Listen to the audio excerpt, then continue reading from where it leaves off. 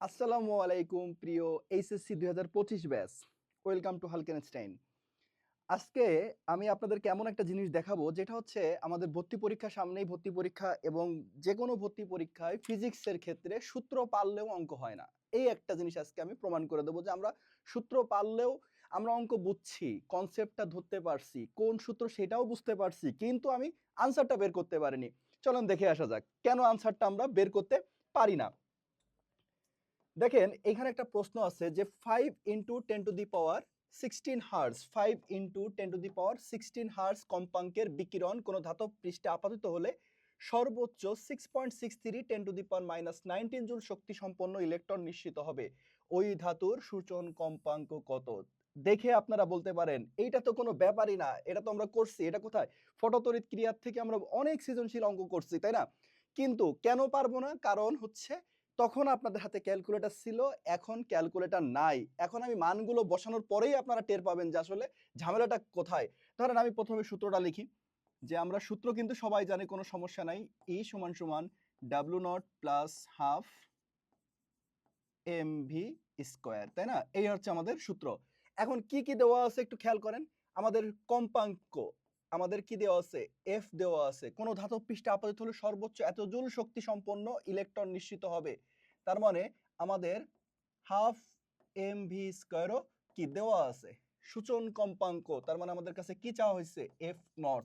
তাহলে আমরা একটু সূত্রটা ভেঙে দিই, যে H F equal to H F not half MB স্কোয়ারে রাখলাম, কারণ আমাদের এটার মান টোটালটাই দেওয়া আছে। এখন আমাদের টার্গেট কোনটা?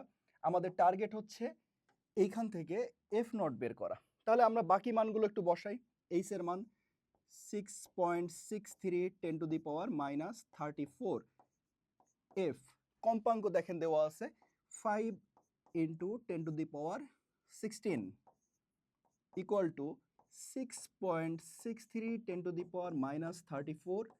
এফ নটের মান আমাকে বের করতে হবে, প্লাস হাফ এমভি স্কোয়ার শক্তির মান দেওয়া আছে 6.63 10⁻−19। এখন দেখেন এই যে ক্যালকুলেশনটা, এই ক্যালকুলেশনটাই এখন আমাকে করতে হবে হাতে কলমে।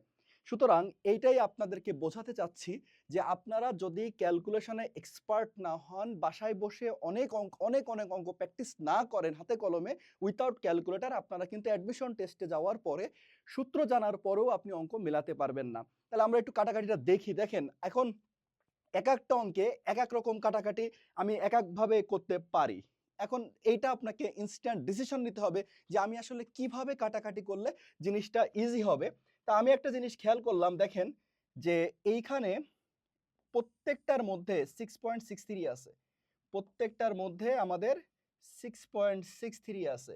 দেখেন তো একটা জিনিস কিন্তু আমরা বুঝে, মানে এইখানে আমরা এই জিনিসটা করব, সেটা হচ্ছে প্রত্যেকটার থেকে যদি আমরা 6.63 বাদ দিতে পারি তাহলে কিন্তু আমাদের অনেকটা সহজ হয়ে যাবে। তাহলে আমরা একটু আর কাটাকাটিটা করে ফেলি। দেখেন 5 ইন্টু 10⁻, হিসাব হচ্ছে যে 10-এর পাওয়ার, নিয়মটা 10-এর পাওয়ারকে আপনি 10-এর পাওয়ারের সাথে যোগ বিয়োগ কোণ করবেন, বাকি যেটা থাকবে সেটা হচ্ছে আপনি আলাদা হিসাব করবেন। যেমন এখানে দেখেন এখানে 5 আছে, আর 10-এর পাওয়ারটা আমি হিসাব করব, যেখানে -34 এখানে হচ্ছে 16, তাহলে 34 থেকে 16 আপনি বাদ দিবেন মনে মনে, 34 থেকে 16 তাহলে কত হয় দেখেন তো,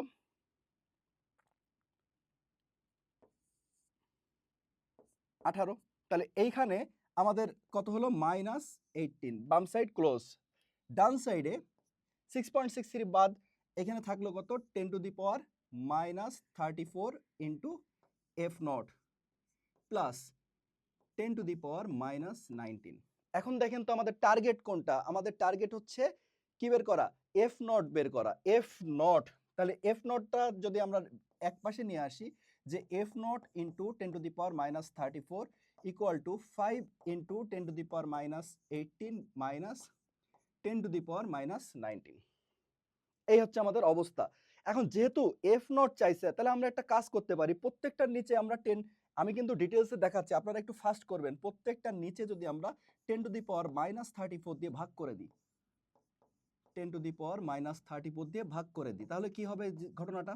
তাহলে ঘটনাটা হবে হচ্ছে আমাদের এই পাশে এফ নটই থাকলো, এইখানে 5 ইন্টু 10⁻, দেখেন 34 আবার উপরে চলে যাচ্ছে, 34 উপরে যে কি হচ্ছে প্লাস, 34 উপরে যে প্লাস, তাহলে আমাদের 34 থেকে এখন বিয়োগ করতে হবে কত 18, তাহলে 8 আর 6 14, হাতে থাকে 1 16, তাহলে আমাদের প্লাস 16 মাইনাস 10 টু দি পাওয়ার, আবার 34 উপর চলে গেল, তাহলে 34 থেকে 19 বিয়োগ করেন কত হয় 15। এই হচ্ছে আমাদের একটা সিচুয়েশন দাঁড়ালো। তাহলে এখন দেখেন আমরা মোটামুটি 10 এর পাওয়ার গুণ ভাগ সবসময় করি, আমাদের সামনে সচরাচর আসতেই থাকে 10 এর পাওয়ার, যোগ বিয়োগ, গুণ থাকলে আমরা যোগ করে দিই, ভাগ থাকলে বিয়োগ করে দিই, কিন্তু এইখানে কিন্তু একটা জিনিস চলে আসছে দেখেন তো, এইটা হচ্ছে আমাদের একটা প্লাস মাইনাস। প্লাস মাইনাস কিন্তু আমাদের সব অঙ্কে আসে না, খুব রেয়ার অঙ্কে আমাদের প্লাস মাইনাস করতে হবে। এখন প্লাস মাইনাস করার সিস্টেমটা কি? প্লাস মাইনাস করার সিস্টেমটা হচ্ছে আপনি যতক্ষণ না 10 এর পাওয়ার, যতক্ষণ না পর্যন্ত 10 এর পাওয়ার সেম করতে পারবেন ততক্ষণ আপনি যোগ বিয়োগ করতে পারবেন না। 10 এর পাওয়ার সেম করতে হবে, একই করতে হবে, একই করলে বাকি অংশটুকু আপনি বিয়োগ করবেন, 10 এর পাওয়ার আপনি বসে বসে যাবে। তাহলে এইখানে আছে আমাদের 16, এইখানে আছে কত 15, তাহলে আমরা একটা কাজ করি যে এইটাকে 16 বানায় ফেলি, 10 টু দি পাওয়ার 15। দেখেন আলাদাভাবে দেখাচ্ছি, 10 টু দি পাওয়ার 15 কে আমি জোর করে 10 টু দি পাওয়ার 16 লিখলাম। জোর করে 10 টু দি পাওয়ার 16 লেখা মানে কি, আমি একটা 10 দিয়ে গুণ করছি, তার সাথে যদি আমি এই 10টাকে ভাগ করে দিই তাহলে কিন্তু আমার ব্যালেন্স হয়ে গেল, তাই না? যে 10 টু দি পাওয়ার 15 আর 10 টু দি পাওয়ার 16 ইন্টু 1/10 একই কথা। তাহলে 1/10 মানে কত? 1/10 মানে হচ্ছে 0.1 ইন্টু 10 টু দি পাওয়ার 16। তাহলে যাহাই 10 টু দি পাওয়ার 15 তাহাই হচ্ছে আমাদের 0.1 ইন্টু 10 টু দি পাওয়ার 16। তাহলে আপনি বিয়োগ করেন 5 into 10 to the power 16 minus 0.1 into 10 to the power 16। এখন দেখেন দুইটার পাওয়ারই কত? দুইটার পাওয়ারই হচ্ছে 16।